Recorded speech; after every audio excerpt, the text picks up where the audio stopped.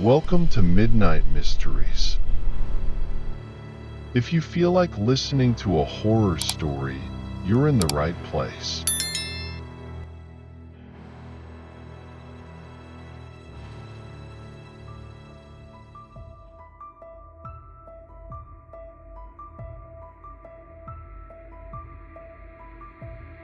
My friend Tim and I were friends as long as I could remember. We hung out together all the time. Almost every waking moment, we'd either be playing games in the yard, riding bikes, or just exploring interesting areas of our small town. The freedom we had was unprecedented, especially for the current times. Our little town seemed untouched by the rest of the world, a fact that my parents reveled in. We'd heard stories about how things were in bigger cities, so we lived up the freedom we had in the safety of our small town. Although we came to learn one year that not all danger comes from the expected places, one day, we decided to build a treehouse. Our backyard was a decent size and had one large but desolate tree. Someone had carved something at the base that looked like initials that lovers would make, and we thought nothing more of it. Tim and I were climbing it for the millionth time when I had my treehouse epiphany. Tim was more than ready to help me beg my dad to build our fortress of solitude. It would be a sanctuary for our boyish ways, and my dad was more than excited to have a project to do. Besides, any excuse to dodge mom's to-do list seemed like a good idea to him. So Dad got to work, and I noticed that while he seemed excited to build our treehouse, he got these funny looks from time to time. Whenever I asked, he'd change his expression real quick and say something like, "I'm fine, just thinking about what to do next." Yet, I couldn't shake this feeling that he was lying to me. It didn't take very long for him to finish the treehouse. Oddly, he seemed to get hurt a lot in the process, which was especially weird for him. While he worked hard and diligent, he was also a careful man. Perhaps he felt pressured to make it perfect for us. Yeah, that was it. One night, I got up to use the bathroom and heard muffled talking from my parents' bedroom. Being the stereotypical nosy kid, I tiptoed to their door as close as I would dare. Some words were muffled, but this was the gist of the conversation. "Telling you, there's something weird about that tree. Honey, you're just tired. You've been working on this thing nonstop. You should have taken a break." That's just it. I'm not tired. In fact, every time I went out there, it was like I got this weird surge of energy. "You're just excited too." No, that's not it. I'd be dead tired from work, and I'd go out there just to look at the progress. When I would get near the tree, it was like something was calling me. And suddenly I'd feel energized and, "Don't look at me like that. I'm not crazy. I'm not saying that." Actually, I did feel something weird about that tree when I went out there to check on you. Gives me the creeps, but I can't just stop making the treehouse because I get a weird feeling.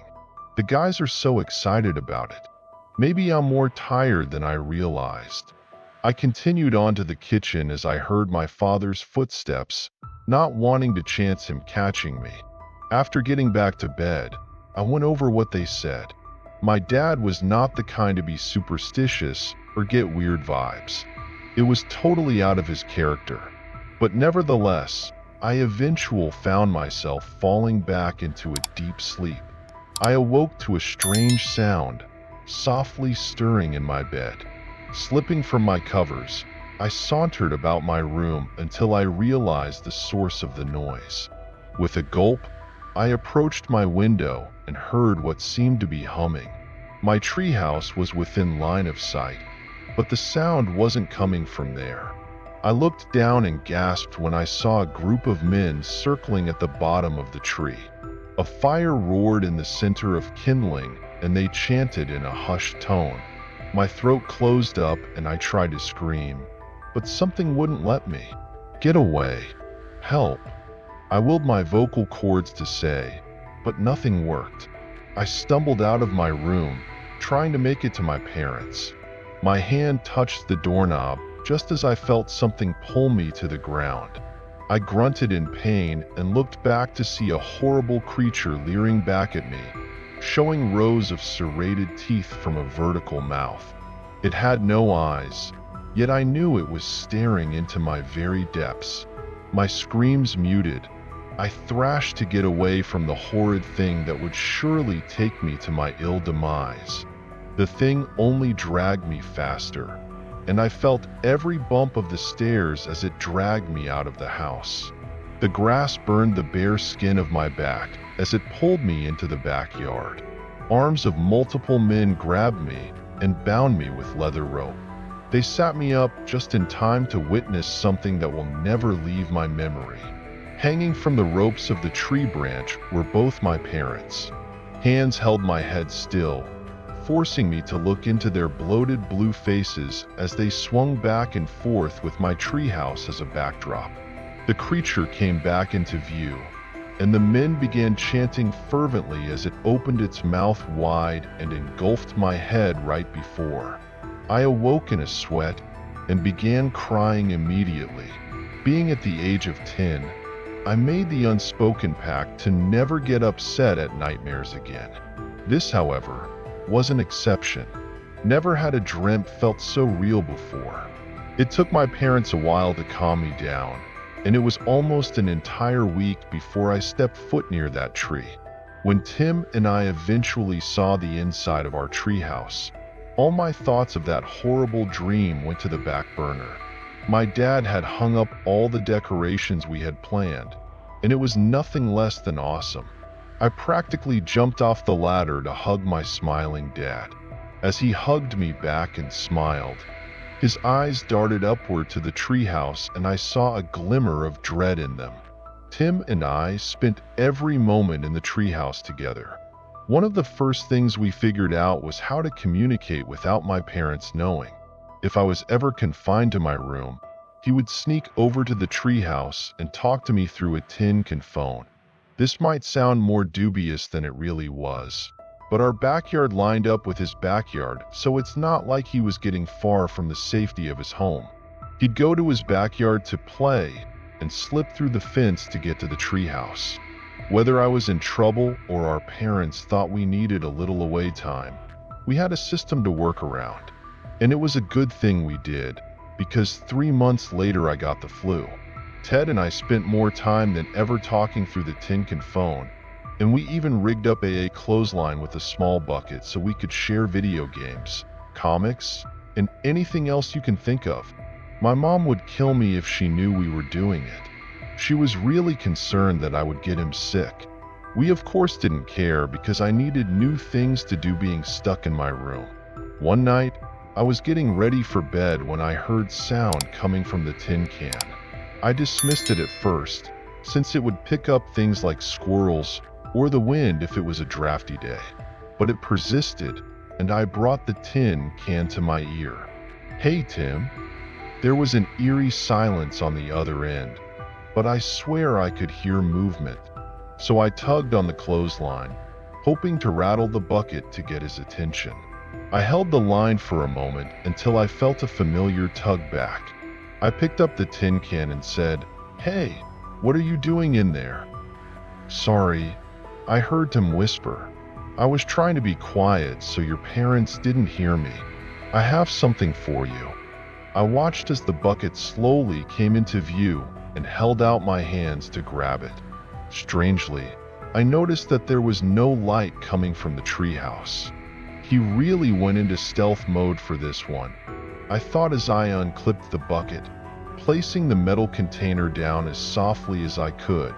I reached in and pulled out a Ouija board. I gasped and quickly put it back in the bucket. My parents had warned me to never mess with them. Whether you believe in spirits and demons or not, you could open yourself up to some bad stuff. It simply wasn't a risk worth taking. "Tim, why'd you send me this?" I said, my harsh tone evident. "You don't want to play with it?" Tim said, "No, those things can be dangerous. Plus I'll get in huge trouble for messing with them." "Ah, come on. It'll be fun. I stopped for a second, thinking of how weird this was. Tim was definitely acting weird, and now that I thought about it, he was never interested in Ouija boards. Why would he suddenly want to send one to me? I couldn't stand the idea of getting in trouble for some stupid lapse of judgment he had. I immediately clipped the bucket back to the line and began feeding it back to him. When I saw it made it into the treehouse, I sat back on my bed. "Here, take it. I don't want it here." Tim said nothing back. "Tim." There was an eerie silence, and then I heard the familiar sound of the bucket being unclipped and set down. I tried calling him a couple more times, but he wouldn't respond. Yet, I knew he was there. Despite his silence, I could faintly hear labored breathing. "Tim, stop. You're creeping me out. Maybe you should go back home." My pulse quickened at his repeated silence. Then the fact that it was very late dawned on me. Tim never came here after 10 o'clock, and his weird behavior coupled with that made me very uncomfortable. "One more thing before I go," Tim whispered suddenly, making me jump. I heard the squeak of the clothesline moving, and I looked out the window. This went on for a moment, but the bucket wasn't coming my way. "Hey, what are you sending?" I said into the tin can, but was again met with an unnerving silence. I sat back on my bed, then felt something small drop on my shoulder. It was wet, so I looked at the clothesline and noticed something looked off. The light from my bedside lamp was too low to illuminate it, so I grabbed a flashlight. Shining the light on the clothesline, I suppressed a scream when I saw the clothesline was covered in blood. I had to wait a second to calm myself down. Whatever game Tim was playing, I needed him to stop. Just as I stood up to look out my window again, I heard the familiar sound of my doorknob turning. My heart leapt into my chest as I turned. "Honey?" The sound of my mom's voice echoed into the room. She peered in, and I instantly felt relief. "I'm awake. You have a visitor." Cold needles pricked my skin as I saw Ted walk into the room, a puzzled look on his face.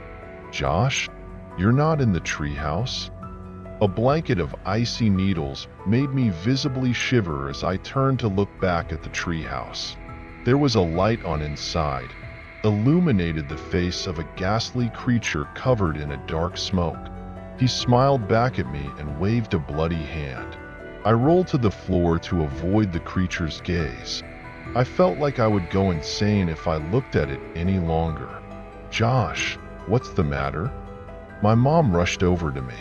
I don't remember much about the rest of that night, but I do remember stuttering out the entirety of what had happened. Apparently, Tim saw a shadowy figure climb into the treehouse. He begged his parents to bring him over to see if I was in my room, so that we'd know if it was a prowler. My dad had rushed outside with a gun, but found nothing except the bucket with a Ouija board still inside. He promptly burned it. My mom didn't tell me until later, but they researched the history of our home and found out there used to be a cult that lived in our house. They used the tree in our backyard for ritual sacrifices, some of which included hanging people from one of the tree limbs. The next day, my dad destroyed the treehouse and we never played in that backyard again. For years, my dad swore he heard chanting and an occasional scream from that awful tree. He took it one step further and cut the tree down. Even then, he would sometimes hear the rhythmic creak of wood as if something was swaying to and fro from a phantom limb.